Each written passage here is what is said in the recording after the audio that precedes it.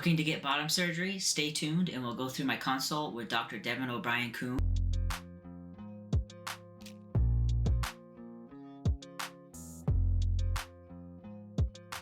So first, they're going to go through your medical history. So this includes any medications that you're on, any previous surgeries that you've had, and any medical conditions that you might have. So they're going to want you to rate your outcomes of the surgery. So what that means is what you deem important.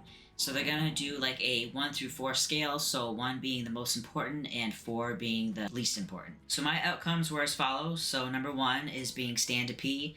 Number 2 is being sensation. Number 3 is being aesthetic. And number 4 is being intercourse or the erection device. So then after that, they kind of know what you're looking for the surgery. They're going to go through all the stages, and Dr. Devin O'Brien-Coon, he does it in 3 stages. So the first stage is where the phallus is made using the forearm. So they take the arteries, the nerves, the fat, the skin, etc., and those are extracted from the arm and used to form the phallus along with the new urethra. Integra is then used to cover the arm. This helps fill the arm and provides a better outcome in regards to scarring. It is highly recommended to do this. About 4 weeks later is when they will take a split skin graft from the thigh to cover the arm. You'll have a catheter in your natal urethra for about a week just to keep that area clean while the phallus is healing. So 6 months later is when they'll do stage 2. So stage 2 is when the urethra lengthening happens and the urethral hookup occurs. You will have a subpubic catheter for roughly 3 weeks. Then you will do urine trials to see if the urethra lengthening was successful. They also perform a vaginectomy, which is closing of the vagina. Next, they do a scrotoplasty, where they use the labia to form the scrotum. Testicle implants will be put into the scrotum during stage 3. Next, they will perform glandsplasty, which is the creation of the head of the phallus to pretty much mimic a circumcised penis. So stage 3 is the last stage, and this is where they put in the erection device and testicular implants. And this is a day surgery, which is nice. This stage can be performed anytime after it's been a year since stage 1. Some people wait to have this done or never get it done at all. Next, they go over recovery. About a 5 to 7 day stay at the hospital after stage 1, and about a 3-day stay after stage 2, and stage 3 is usually the same day surgery, so you're usually able to go home the same day.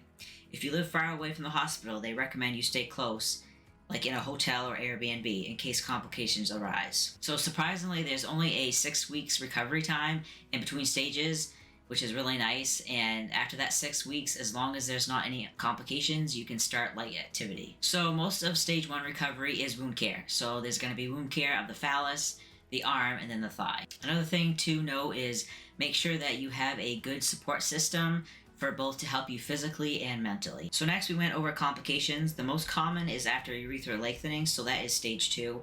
Fissures, which are holes in the urethra, which can usually heal on their own without surgeries. And strictures, which are also common, is narrowing of the urethra, which would require surgery to open that back up. Then just the normal complications of surgery in general, so blood clots and infection. So next they did tests on my arm to make sure that it was viable for surgery.